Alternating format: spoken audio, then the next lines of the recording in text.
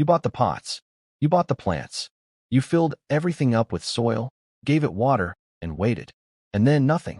Or worse, everything just slowly died. If that sounds familiar, I want you to know something important right now. It was not your fault. Most people who start container gardening are set up to fail before they even put a single plant in the ground. Not because they are bad gardeners, not because they have a black thumb, but because nobody ever told them the real reasons container gardens struggle. And those reasons have nothing to do with effort or how much you care. Today, I am going to change that. Because the truth is, container gardening should be one of the simplest, most rewarding things you ever do. And by the end of this video, you will know exactly why most container gardens fail, and more importantly, exactly what to do instead. Here is what we are going to cover today. I am going to walk you through the 7 most common reasons container gardens fail, and I am not talking about vague advice like water your plants. I mean the specific, fixable mistakes that most gardeners never even realize they are making. By the time this video is done, you will know how to choose the right container, the right soil, and the right plants for your space. You will understand why drainage matters more than almost anything else. And you will have a simple, clear picture of what a thriving, low-maintenance container garden actually looks like, and how to build one without stress, without frustration, and without wasting another penny on plants that were never going to survive. This is not complicated. It just takes knowing the right things. And that is exactly what you are about to learn.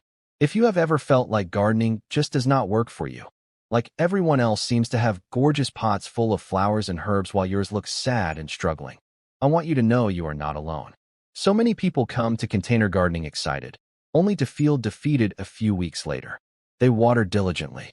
They buy what looks healthy at the garden center. They do everything they think is right.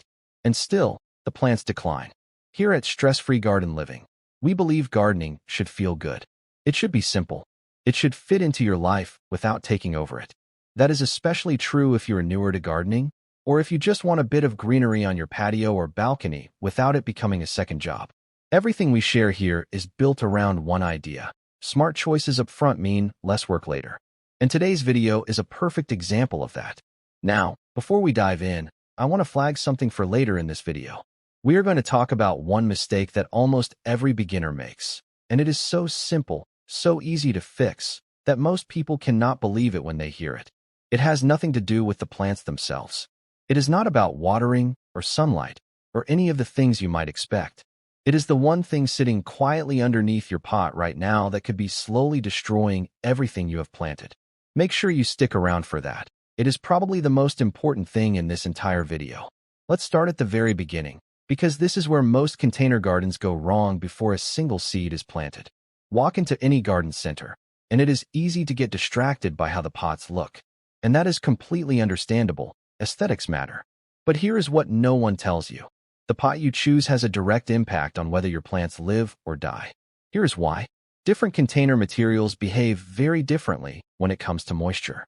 Terracotta pots are porous. They allow air and water to move through the walls, which means the soil dries out more evenly and roots get the oxygen they need. Plastic pots, on the other hand, hold on to moisture much longer. That is not always a bad thing. But if you are growing plants that prefer drier conditions, plastic can keep the soil too wet for too long. Size matters just as much. A pot that is too small restricts root growth and dries out so fast you would need to water it twice a day in summer. A pot that is too large for a small plant holds too much damp soil around the roots, and that leads to problems. The simple action here is this. Match your container material to your plant's needs, and always choose a pot that gives the roots room to grow, but not so much room that the soil stays soggy. When in doubt, a medium-sized terracotta pot with a drainage hole is almost always a safe starting point. This one surprises people every single time. If you have ever grabbed a bag of soil from the garden center, tipped it into a pot, and wondered why your plants look unhappy, this might be your answer. Garden soil, the kind you might use in a raised bed or dig into the ground, is completely wrong for containers. I know that sounds strange. Soil is soil, right? Actually, no. Garden soil is heavy. It is designed to work in the ground, where it has space to breathe and drain naturally. In a container, it compacts under its own weight. It blocks drainage. It squeezes out the air pockets that roots depend on. Roots need 3 things: water, nutrients, and oxygen. When soil compacts in a pot, the oxygen disappears, and without oxygen, roots struggle and eventually die. What you need instead is a quality potting mix. Potting mix is specifically designed for containers. It is lighter, it drains better, and it keeps those air pockets open even after watering. You can find it at any garden center, and it will simply say potting mix or container compost on the bag. It costs a little more than basic soil, but it is one of the best investments you can make in your container garden. Start with good potting mix, and you have already solved one of the biggest problems before it ever begins. Now here is the one I teased at the beginning of this video. The thing sitting quietly underneath your pot right now. Drainage. This is the single most overlooked element in container gardening, and it is responsible for more plant deaths than almost anything else. Here is what happens. You water your plant. The water soaks into the soil. If there is nowhere for that water to go, it just sits there. And sitting water around roots creates one of the most destructive conditions a plant can face, root rot. Root rot does not happen overnight, so you often do not notice it until it is too late. The plant starts to look a little droopy. Then the leaves go yellow. Then it is gone. And the whole time, the problem was not too little water. It was too much water with nowhere to escape. Every container you plant needs drainage holes at the bottom. Non-negotiable. And here is the part that catches a lot of people out. Even if your pot has drainage holes, sitting it in a saucer or tray that collects water underneath defeats the entire purpose. If water is pooling under your pot and staying there, your roots are still sitting in that moisture. The fix is simple. Make sure your pot has holes. Lift it slightly off the ground or saucer so water can actually drain away freely. You can use small pot feet, a few pebbles, or even just tilt the saucer to empty it after watering. Simple, easy, and it makes an enormous difference. We are halfway through, and I hope you are already seeing your container garden in a different way. Because everything we have talked about so far, the container, the soil, the drainage, these are the foundations. Get these right, and you are already ahead of most gardeners. But there are still 4 more mistakes we need to cover, and some of them are ones that even experienced gardeners get wrong. Keep watching, because the next one is one of the most common things I see on social media, and it happens with the best of intentions. This one comes from a good place. You want your pot to look full and beautiful, so you plant as many things as possible and think it will all fill out nicely. Here's the problem. Plants need space, not just above ground, but below it. Every plant you put in a container is competing with every other plant for the same water, the same nutrients, and the same root space.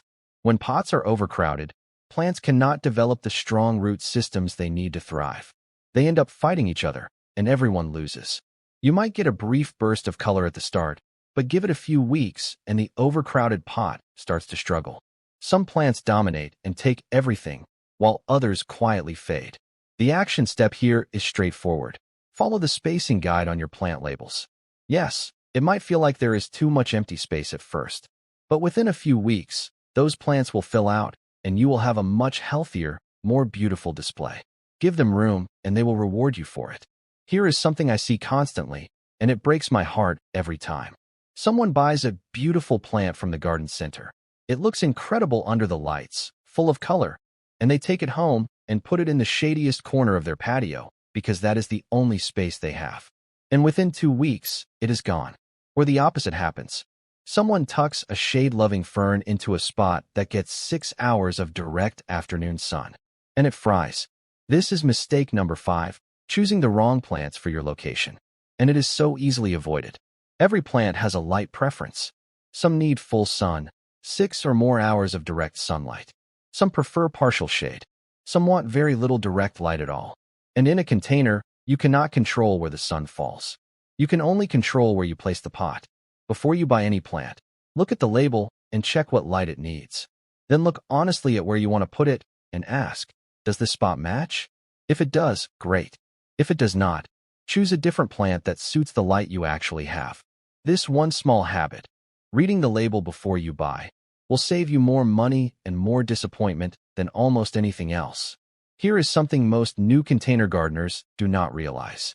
Container plants dry out far faster than plants growing in the ground. In the ground, plant roots can spread out in all directions and find moisture deep in the soil. In a container, those roots are confined. When the sun is out and temperatures rise, a pot can go from nicely moist to bone dry in a single day. The mistake most people make is watering irregularly. A good soak one day, then forgetting for 3 days, then overwatering to make up for it. This cycle of too wet and too dry actually stresses plants significantly and weakens their root systems over time. What plants really want is consistency. Not too much, not too little, just a regular, steady supply of moisture. A good rule of thumb is to check your containers every day during warm weather. Push your finger about an inch into the soil. If it feels dry at that depth, water thoroughly until you see it draining from the bottom. If it still feels moist, wait another day. That is it. Check daily, water when needed, and drain fully. You do not need an expensive irrigation system or a complicated schedule. Just a finger in the soil and a little consistency. Now here is the one most people never think about. And it is arguably the most important long-term mistake on this entire list. When you plant into potting mix, that mix contains a certain amount of nutrients, just enough to get your plant started. But here is the thing most bags will not tell you in big bold letters. Those nutrients run out fast. Every time you water, a small amount of nutrients washes out through those drainage holes we talked about earlier. Within 4 to 6 weeks, a new container garden can already be running low on the food its plants need to grow strong and healthy.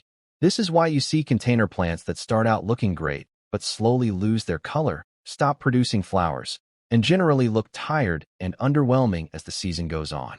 It is not disease. It is not neglect. It is starvation. The solution is beautifully simple. Feed your container plants regularly. A balanced, slow-release fertilizer worked into the potting mix at planting time gives them a steady supply of nutrients over weeks. Then, top up with a liquid feed every 2 to 3 weeks during the growing season. You do not need to spend a lot of money on this. A basic balanced fertilizer from any garden center will do the job. But this one habit, feeding consistently, will transform the results you get from your container garden more than almost anything else we have talked about today. Plants that are well-fed look vibrant. Their colors are richer. Their flowers last longer. Their growth is stronger. And the whole pot looks like something you would see in a magazine, not because of luck, but because of one simple habit. So let's bring this all together. Container gardening fails for very specific, very fixable reasons. It is not about luck. It is not about natural talent. It is about making the right choices from the start. Choose a container that suits your plant. Use a quality potting mix, never garden soil. Make sure drainage is working properly and water can escape freely. Give each plant the space it needs to grow. Match your plants to the light you actually have. Water consistently, not in feast and famine cycles. And feed your plants regularly, because potting mix alone will not sustain them for a whole season. Do these 7 things, and you will be in a completely different category to the 90% of container gardeners who unknowingly set themselves up to fail. This is what stress-free gardening looks like. Not harder work, smarter choices. Not more time, more knowledge. Small, simple habits that build into beautiful results. Your container garden does not have to be a source of frustration. It can be one of the most satisfying, rewarding things in your outdoor space. And now you have everything you need to make that happen. Before you go, I have a quick question for you, and I would genuinely love to read your answer in the comments below. Which of these 7 mistakes have you made in the past? Or maybe you are watching this before you start your first container garden. If so, which one surprised you the most? Drop your answer down below. It takes 2 seconds, and it really does help this channel more than you know. It also helps other gardeners find this video, which means more people getting the right information before they make these mistakes. If you found this useful, and I hope you did, please give this video a thumbs up. It is a small thing that makes a big difference for this channel. And if you want more simple, stress-free gardening advice like this, without the jargon, without the overwhelm, just practical guidance that actually works, then make sure you are subscribed to Stress-Free Garden Living. We publish new videos regularly, all focused on helping you grow more with less effort. Whether you have a tiny balcony, a single patio, or a full garden to play with, there is something here for you. Hit that subscribe button, and we will see you in the next one. Happy gardening. You have got this.